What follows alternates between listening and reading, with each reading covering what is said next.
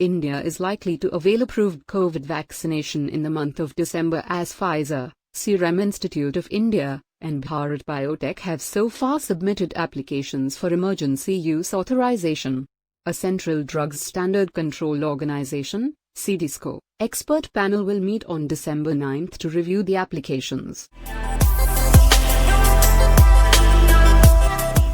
एक तो कॉन्टेक्स्ट अब ये हो गया है कि कम से कम 3 वैक्सीन जो हैं वो रेगुलेटर के पास हैं कि उनके ऊपर वो फैसला करे. 3 vaccines are under consideration of the regulator for licensing. They are different origin, they are somewhat in different phases, but there is a very active consideration going on, and there is a hope that an early licensure is possible in respect of all of them or any one of them.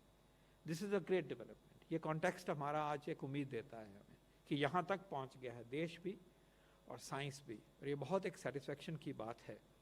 और दूसरी बात ये है कि हमने आपके सामने आज प्रस्तुत किया कि जिस तैयारी की बात हम करते थे कि सरकार तैयारी लगी हुई है डिफरेंट सिनेरियोज़ को लेके अपनी वैक्सीन को इम्प्लीमेंट करने की, वैक्सीन डेवलपमेंट की एक तरफ, और भी वैक्सीन है हमारी पाइपलाइन है, ये भी आपके सामने प्रस्तुत किया गया कि जितने आज सामने आए हैं उसके अलावा भी हमारी इतनी अच्छी पाइपलाइन चली हुई है कि और वैक्सीन भी आएंगे.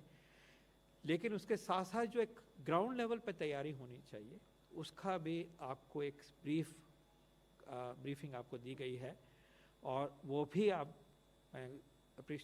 मैं समझूंगा कि आप अप्रिशिएट करेंगे कि उस डायरेक्शन में deep and very comprehensive preparedness has been instituted by the country, and we are working very closely with state governments. And now that today it will be known to all of you, all of us, इसमें जो आपके सुझाव हैं, जो आपके इसमें comment हैं, उनको हम सराखों पे लेंगे और उसको हम कंसिडर करेंगे, क्योंकि ये तो सबके साथ मिलके होना है. पीपल्स मूवमेंट है, ये एक जन आंदोलन है, और इसमें इतनी बड़ी बात कभी हुई नहीं है. सबसे बड़ा इम्यूनाइजेशन प्रोग्राम होगा दुनिया का, कभी भी हुआ हो, जिस तरह से ये सामने आ रहा है. तो इसमें जो भी सजेशंस होंगे, सुझाव होंगे, प्लीज़ वो हम आगे लाइए. लेकिन कुछ बातों का हमें ख्याल रखना है. सबसे पहली बात है कि जो साइंस फैसला करे, रेगुलेटर फैसला करे और वो चिन्हित करे कि ये वैक्सीन अब सही है, मिल सकता है, please have faith.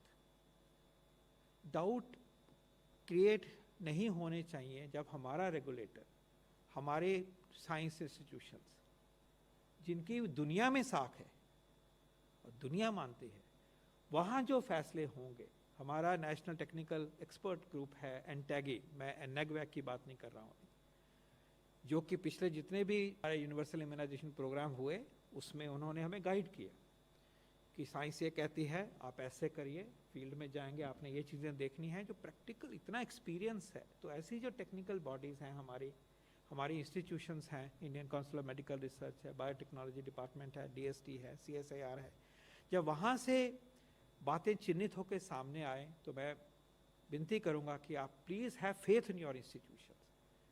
Don't succumb to contrary opinions, fake news.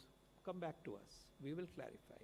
तो जो आगे प्रोसेस होगा उसमें लोग डाउट भी पैदा करेंगे, लेकिन हमने अपने इंस्टीट्यूशन से जो सच्चाई उभर के आएगी हमें उसमें फेथ रखना है. और इसमें आपकी भूमिका बहुत ज़्यादा है कि इन र्यूमर्स को, ऐसी र्यूमर्स को आगे नहीं लाया जाए, और जो ऑफिशियल इन्फॉर्मेशन आपको मिलेगी, सच्चाई पे आधारित ट्रांसपेरेंट इन्फॉर्मेशन मिलेगी, for which we are accountable, उसको आप उभारिए और उसको आगे लेके जाइए. क्यों?